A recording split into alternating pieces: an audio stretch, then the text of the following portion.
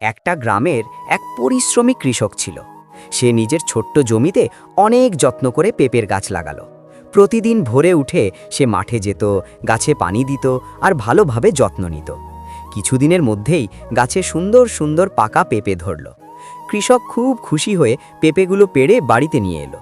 কিন্তু হঠাৎ একদিন বিকেলে বিপদ নেমে এলো।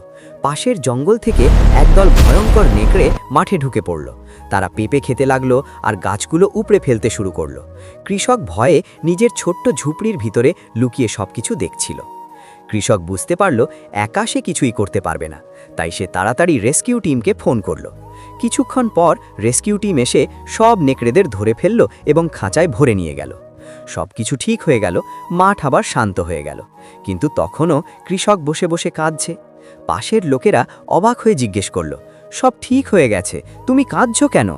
কৃষক কাঁদতে কাঁদতে বলল, আমার এত বড় গল্প হলো, কিন্তু কেউ এখনো লাইক আর সাবস্ক্রাইব করলো না।